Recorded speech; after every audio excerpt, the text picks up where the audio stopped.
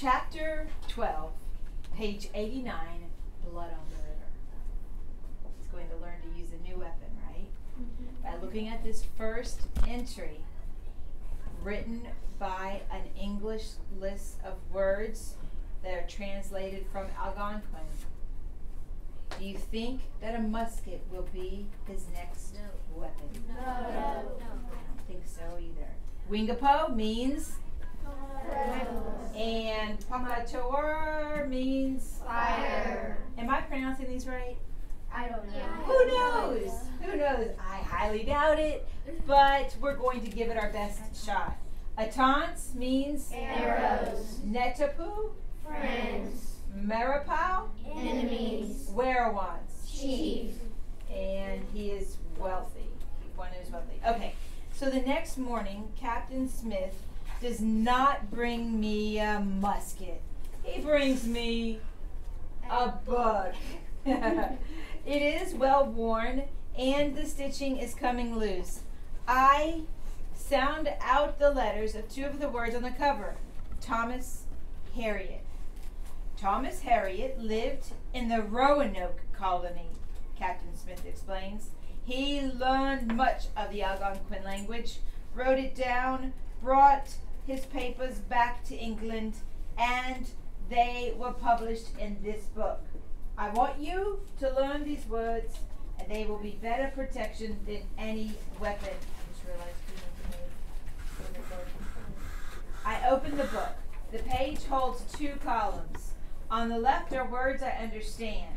Man, houses, shoes, axe, sea turtle, and on the right are strange, over there where the empty desk is, on the right are strange words I've never seen before. Maramau, yuccacons, moccasins, tomahawk, terrapin. Do any of those words sound familiar? Yes, they're the names. So you see some of our language came from... Exactly. It's an animal we don't have... Oh, wait, I skipped a line. Farther down the page, a word with no English translation next to it.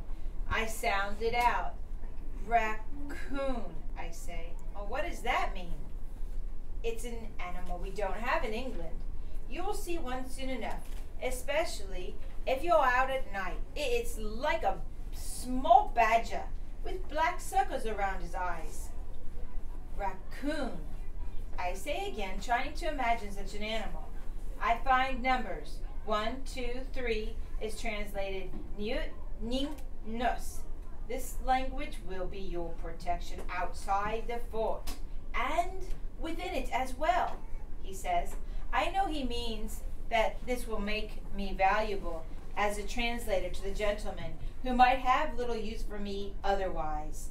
I am disappointed that I won't be learning to use a musket, but the new words roll off my tongue and make me feel as if there are power in them.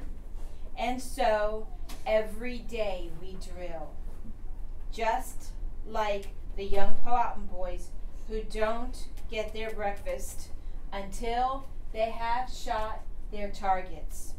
I do not get my breakfast until I have done a bit of sword fighting and then learn at least 2 new words in Algonquin.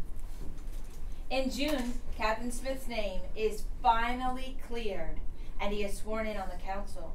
Maybe it is because he has been too busy lately to insult the gentleman every single day, or because Reverend Hunt has interceded for him yet again, or simply because the council members see that they need his good sense and his important skills.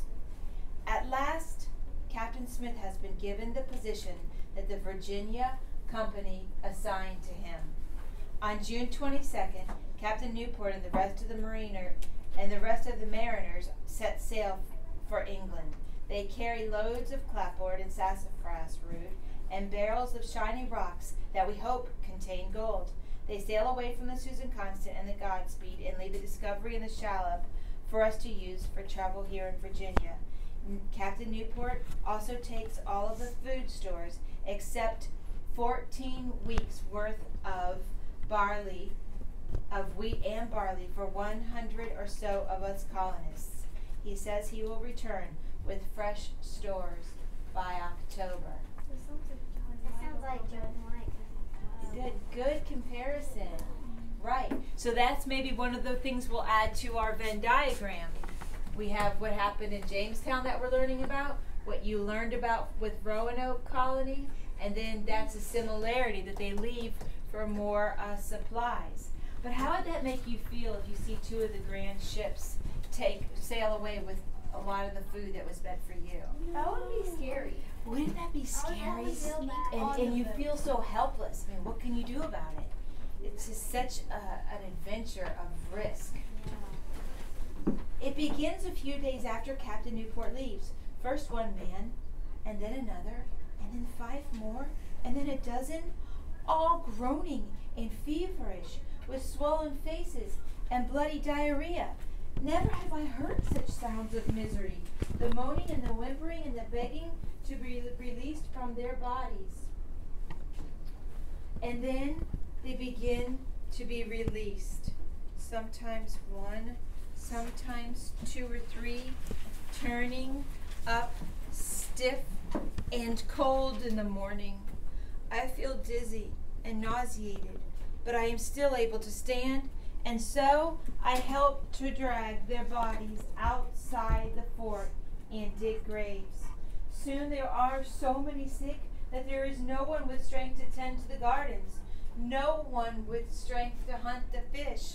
We are left with a cup of barley and a cup of wheat for each man per day, and this is filled with wriggling mealworms.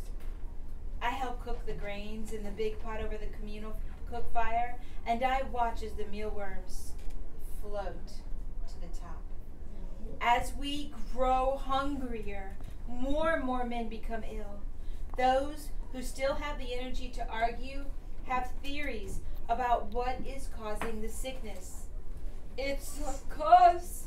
The savages have cursed us, one man says. Oh no, you're wrong. It is the filthy river water. It's salty at high tide and slimy at low tide, and it's all we've got to drink. You're both wrong. It's starvation, pure and simple, comes another explanation. There's more worms than grain in our meal. No, no, no. It's the wet and chill that's killing us. The rain comes right into my tent, and I'm sleeping, shivering every night. Sleep? Who gets sleep? I'm on watch every 3rd night. A man can't stay healthy when he gets no rest. Where are they on watch, boys and girls? On the platform. The platforms inside the what? Palisade. Very good. You're all wrong, says another. It's ratsbane. There's a Spanish spy among us, and he's poisoning us all. I know arsenic poisoning when I see it. But soon, even those who think they have an explanation are too sick for discussions. Captain Smith falls ill. Then Captain Gosnell to Master Percy, then Richard too, and Reverend Hunt. Some days I cannot stand. I lie in my bed, groaning from the pain in my belly. Whether it is from hunger, poison, or sickness, all I know is that I am miserable. On the days when I can move, I bring food and water to Captain Smith, Reverend Hunt, and Richard. They are all sicker than I. Richard just looks at me when I bring him the salty water and wormy grain. I wonder if he thinks I am bringing him such bad fare out of spite, and not because it's all we have. His eyes are glassy, with a faraway look.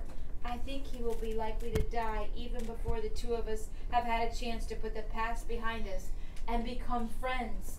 Henry is still up and around, doing his chores for President Wingfield, but Abram is ill. President Wingfield himself is in the finest of health. I hear Henry and Abram whispering in the night when they think that I am asleep. I stole an egg for you. You'll have to eat it raw, says Henry. I hear the cracking of an eggshell and loud slurping. I'll get you some wine tomorrow, some meat too. I told him if he doesn't share the stores with you and me, he'll be doing his own laundry and mending soon. I suck in my breath. They've got eggs? We ate all of our chickens weeks ago and shared the last eggs all around. At least we thought those were the last eggs. What's that? Henry's voice startles me. You're awake then, you scum!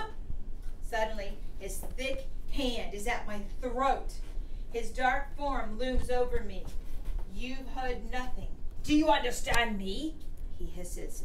We are very close to the other tents as he speaks softly, but with cold maneness.